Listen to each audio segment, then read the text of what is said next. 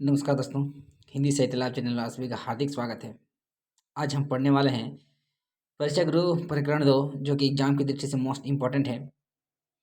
कल हम प्रकरण 1 अध्ययन कर चुके थे और उसी को आगे बढ़ाते हुए आज हम अध्ययन करने वाले हैं प्रकरण 2। तो चलिए दोस्तों स्टार्ट करते हैं आज की प्रमुख टॉपिक।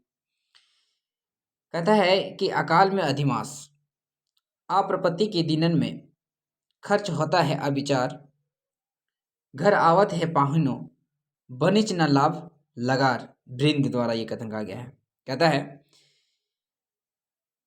कि अधिक खर्च से क्या होता है, अप्रपति के दिन खर्च में होत अविचार, मतलब बिना खर्च के अगर हम खर्च करते हैं ये हम लोग का गलत विचार है। घर आवत हैं पाहुनो बनिच ना लाभ लकार, मतलब घर में जो मेहमान आते हैं, जो पाहन आते हैं, वो वनिज ना लाभ लकार, और उसमें ज़्यादा लाभ हम सभी को नहीं होता है अभी यहाँ के घंटों में 8:45 ही बजे हैं, तो क्या मेरी घड़ी आधे घंटे आगे थी। मुंशी चुन्नीलाल ने मकान पर पहुंचते ही बड़े घंटे की तरफ देखकर कहा, परंतु ये उसकी चालाकी थी। उसकी ब्रज किशोर से पीछे छुड़ाने के लिए अपनी घड़ी चाबी देने के बहाने से आधे घंटे आगे कर दी थी। ये किसका कथन था? मिस्टर चुन्नीलाल का प्रमुख कथन है। कहता है कदाचित ये घंटा आधा घंटे पीछे हो। मास्टर सिंह ने बात पर साध कर कहा, नहीं नहीं, ये घंटा तोप से मिला हुआ है। लाला मदन मोहन बोले। तो लाला ब्रजकिशोर साहब की लच्छेदार बातें नाहक अधूरी रह गई। मुंशी चुन्नीलाल ने कहा, लाला ब्रजकिशोर की बातें क्या है? चकाबू का जाल है। वह चाहते हैं कि कोई उनके चक्कर में बाहर ना निकलने पाए। मिस्टर सिंबुदयाल, मतलब उसको एक भड़काने का बात करते हैं। यहाँ पर ब्रजकिशोर लाला मदन मोहन को बचाने या कम खर्च करने के लिए कहता है, मतलब कोशिश करते हैं, लेकिन ये दोनों जो चापलूसी रहते हैं उसे पीछा छुड़ाने का काम यहाँ पर करते हैं और लाला मदन मोहन को अपने कब्जे में रखकर उसे ज़्यादा से ज़्यादा खर्च करवाने का प्रयास करते हैं। आगे है कि मैं तो यह कांच लेता न लेता, पर अब जीत के अदबद कर लूँगा। निसंदेह जब वे अपनी जीत से नहीं छोड़ते तो अपने आप को इस बात हारने क्या जरूर है। मुंशी चुन्नीलाल ने छींटा दिया। हित उपदेश में कहा है, आज्ञा लोपी सुतुहु को क्षमे ना नृपति विनीत, को विशेष निरीप चित्र जो ना गहे यह रीति। पंडित पुरुषोत्तम दास ने मिलते में मिलाकर कहा, मतलब लाइन में मिलाते हुए कहा है। बहुत पढ़ने लिखने से आदमी, ये मोस्ट इम्पॉर्टेंट है, बहुत पढ़ने लिखने से आदमी बुद्धि की कुछ ऐसी निर्बल हो जाती है कि बड़े बड़े फिलोसोफर छोटी छोटी चक्कर में खाने लगते हैं, मतलब छोटी मोटी बातों में चक्कर खाने लगते हैं। मिस्टर सिंबुदयाल ने कहने लगे, सर आइजैक न्यूटन कितनी बार खाना खाकर भूल जाते थे। जर्मन का प्रसिद्ध विद्वान लीसिंग एक बार बहुत रात अपने घर आया और कुंदा खड़काने लगा। नौकर ने गैर आदमी समझकर भीतर से कहा कि मालिक घर में नहीं है, कल आना। इस पर लेसिंग सचमुच लौट चला। इटली का मारीना नामी कवि एक दिन कविता बनाने में ऐसा मग्न हुआ कि अंगीठे में उसका पैर जल गया, तो भी उसे कुछ खबर ना हुई।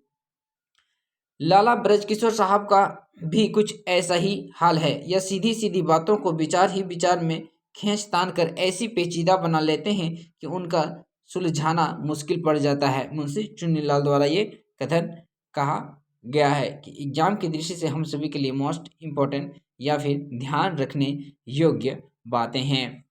मैंने तो मिस्टर ब्राइट के रूबरू ही कर दिया था कि कोरी फिलोसफी की बातों से दुनियादारी का काम नहीं चलता, मतलब सीधी सीधी बातों से ये दुनिया का काम नहीं चलता। लाला मदन मोहन ने अपनी अक्लमंदी जाहिर की, मतलब उनको ये बात कही। इतने में मिस्टर रसल की गाड़ी कमरे के नीचे आ पहुंची और मिस्टर रसल खटखट करते हुए कमरे में दाखिल हुए। लाला मदन मोहन ने मिस्टर रसल से हैंडशेक करके उन्हें कुर्सी पर बिठाया और मिजाज की खैर ऑफियत पूछी, मतलब उनके बारे में खैरियत पूछी। मिस्टर रसल नील का एक हौसले मंद सौदागर है ना। क्या कौन सा सौदागर है? नील की खेती का। परंतु इसके पास रुपये नहीं हैं। या नील सिवाय रुपये और सने वगैरह का भी कुछ कुछ व्यापार कर लिया करते हैं।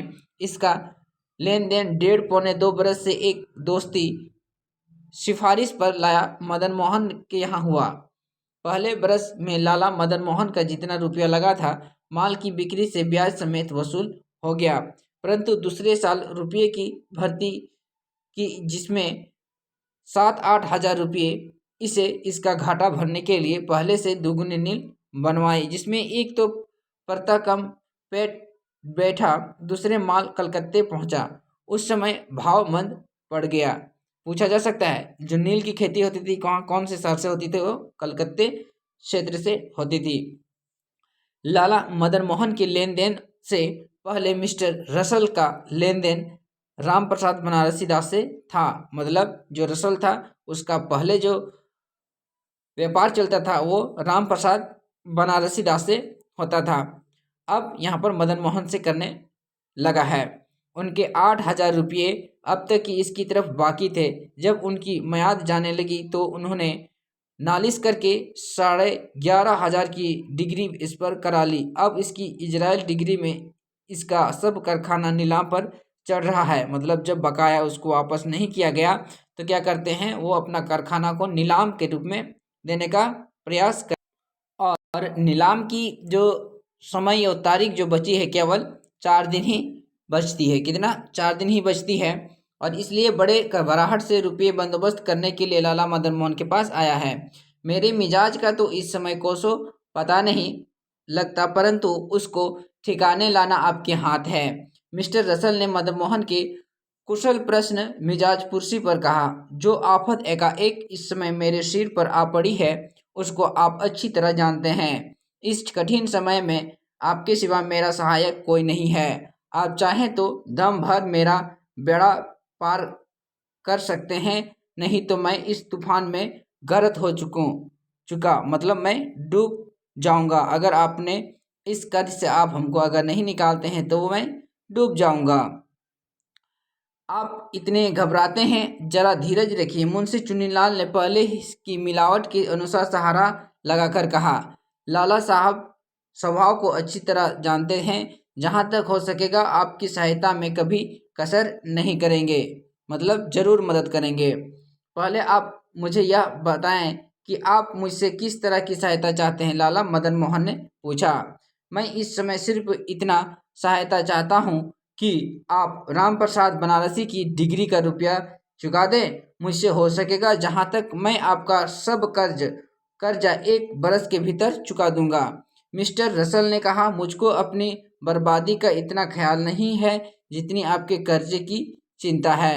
राम प्रसाद बनारसी दास की डिक्री में मेरी जायदाद बिक गई तो एक लेनेदार कोरे रह जाएंगे और मैंने इंसॉल्वेंट में होने की दरखास्त की तो आप लोगों के पल्ले रुपये में 4 आने भी ना पड़ने पड़ेंगे।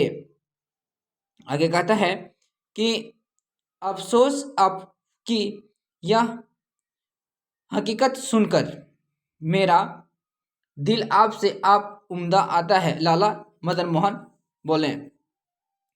सच है, महाकवि शेक्सपियर ने कहा है। मिस्टर सिंह ने कहने लगे।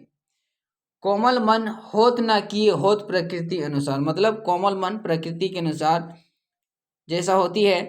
जो पृथ्वी हित गगन से वारिद द्रवित फुहार। मतलब पृथ्वी के हित के लिए जैसे गगन से पानी द्रवित होकर निकलती है वैसे ही है। वारिद द्रवित फुहार द्रवित मन कोमलताई। लेत देत शुभ होत दोनों को मन हर्षाई। सब गुण ते उत्कृष्ट सकल वैभव को भूषण। रजहूँ ते कछू अधिक देत शोभा कोमल मन। है ना। मतलब कोमल मन जो होता है वो बहुत अच्छा होता है और सबको खुशी और वैभव का मौका देते हैं। हजरत सादी कहते हैं, मोस्ट इंपॉर्टेंट यहाँ पर और एक पात्र आते हैं। हजरत सादी कहते हैं कि दुर्बल तपस्वी से कठिन समय में उसका दुख का हाल ना पूछ और पूछे तो उसके दुख की दवा कर। मुंशी चुन्नीलाल ने कहा। अच्छा, इस रुपये के लिए हमारी दिल जमाई क्या कर देंगे? लाला मदन मोहन ने बड़ी गंभीरता से पूछा। कहता है कि हाँ हाँ लाला साहब सच कहते हैं। आप इस रुपये के लिए हमारे दिल जमाए क्या कर देंगे? मुंशी चुन्नीलाल ने दिल जमाए की चर्चा हुई पीछे ही अपनी सफाई जताने के लिए मिस्टर रसल से पूछा। हाँ हाँ बताइए, आप इसे हमारे जमाए का क्या कर देंगे? मैंने थोड़े दिन में शीशे बर्तन का एक कारखाना यहाँ बनाना चाहता हूँ। अब तक शीशे बर्तन की सब चीज़ें वलायत से आती थी, मतलब विदेश से आती थी, इसलिए खर्च और टूट फूट के कारण उसकी लागत बहुत बढ़ जाती थी। जो वह चीज़ें यहाँ तैयार की जाएंगी तो उनमें ज़रूर फ़ायदा रहेगा और खुदा ने चाहा तो 1 बरस के भीतर भीतर आपकी सब रकम जमा हो जाएगी। परंतु आपको इस समय इस बात पर पूरा भरोसा नहीं तो मेरी नील का कारखाना आपकी दिल जमाए वास्ते हाजिर है, मिस्टर रसल ने जवाब दिया। मतलब अगर कहता है कि हम अगर आपका कर्ज नहीं चुका पाएँ तो हम अपना जो कारखाना है वो आपके नाम पर कर देंगे। कहता है हिंदुस्तान में अब तक कलों के कारखाने नहीं हैं, इसे हिंदुस्तानियों को बड़ा नुकसान उठाना पड़ता है। मैं जानता हूँ कि इस समय हिम्मत करके जो कलों के कारखाने पहले जारी करेगा उसको जरूर फायदा होगा। मिस्टर शंभुदयाल ने बोला। आपको राम प्रसाद बनारसी दास के सिवाय और किसी का रुपया तो नहीं देना है? मुंशी चुन्नीलाल ने कहा। मतलब यहाँ पर देख रहे हैं कि कैसे दोनों शंभुदयाल और चुन्नीलाल कैसे लाला मदन मोहन को एकदम अग्रसर की ओर ले जा रहे हैं पैसा को दिलवाने के लिए।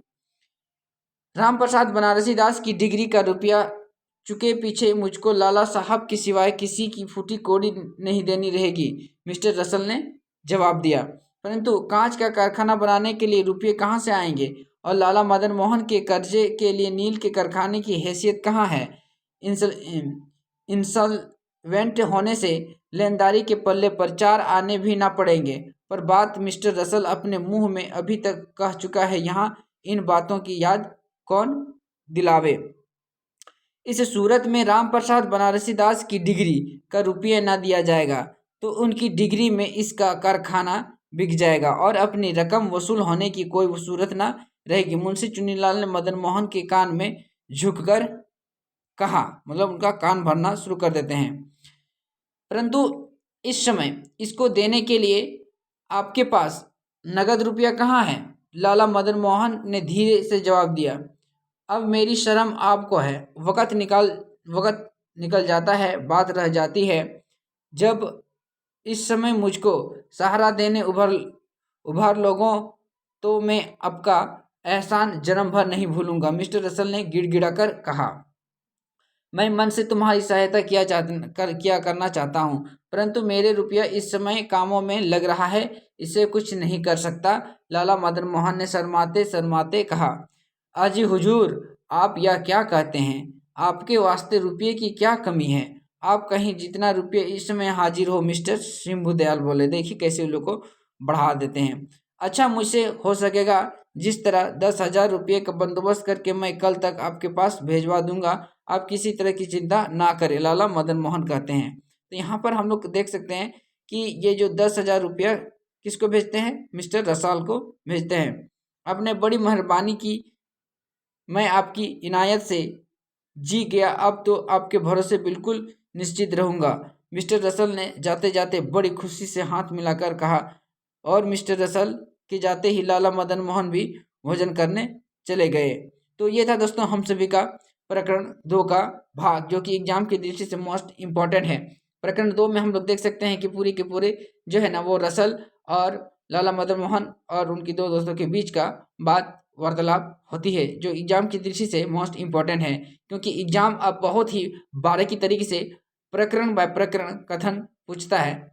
इसलिए हम सभी को एक एक लाइन ध्यानपूर्वक पढ़ना है ताकि हम लोग एग्जाम को अच्छी तरह से पकड़ सके और उसमें सफल बनावें। अगर आपको ये वीडियो पसंद आती है और आपके लिए लाभदायक है तो please like comment and subscribe करते रहें। और इसी के साथ फिर मिलेंगे नेक्स्ट वीडियो में, तब तक के लिए धन्यवाद।